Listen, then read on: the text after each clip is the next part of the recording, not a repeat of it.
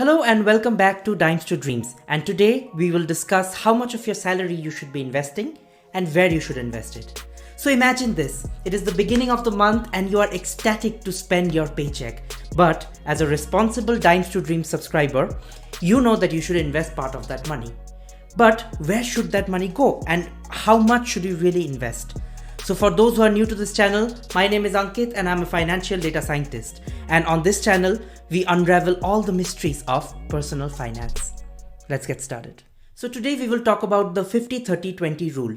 What is it? It is a simple budgeting method that breaks down your take-home pay into three categories to help you manage your money in a balanced and effective way. So 50% of your take-home pay goes to your needs. What does it mean? This includes all your essential expenses like your rent or mortgage, your groceries, your utilities, transportation, and so on. Then 30% goes for your wants. This includes entertainment, shopping, non-essential spending, if you want to buy a new phone, if you want to buy a new book, things like that. And finally, 20% goes to savings and investments. So this is the portion of your money that you will save and invest for the future. So by following this rule, you make sure that you are firstly covering all your essential expenses. Number two, you are setting aside some money to enjoy and live life without going overboard, of course.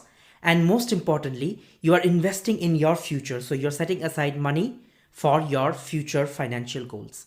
So now there is, of course, the obvious question that what if 50% does not cover all your expenses? What do you do then?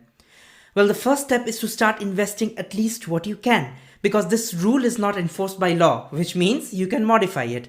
So start with let's say a 70-20-10 rule, where 70% of your money goes to your essentials. Then as you progress in your career, you bump that up to 50-30-20, or let's say you bump it even more to 40-30-30. So you increase your investment amount.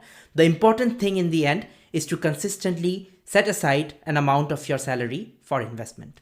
So now let's talk about what to do with the remaining 20% that you're setting aside for investment. So that 20% can be further broken down to fit your financial goals. So here's what I recommend. The first step is to hit the like and subscribe button below if you're enjoying the content so far. And then you do the following. Step 1. Build yourself an emergency fund. So before you start investing and diving into the world of stocks and ETFs and mutual funds, you should make sure you have an emergency fund, which is enough money to cover at least 6 months of your monthly essential expenses. This helps you avoid dipping into your investments if something unexpected happens. Step 2. Pay off your high interest loans. So if you have student loans or house loans or any other kind of debt, assess if it is high interest. If the interest amount is over 7%, it is unlikely that your investments can consistently and securely make you more money than that. It is possible, but it's too high a risk to take. So I recommend paying off those debts before you start investing. Step 3, start investing. So once your emergency fund is set aside and you have paid off your long-term debts, now it is time to invest the rest of your extra money. So I would recommend you consider investing in index funds or ETFs, which offer broad market exposure and are great for long-term growth. But remember, I'm not a financial advisor, so please do your own research before investing. If you want more information on how to pick the right ETFs, check out this video where I talk about exactly what to look at and how to assess which ETF is right for you. Thank you for watching Dimes to Dreams, and I'll see you in the next one.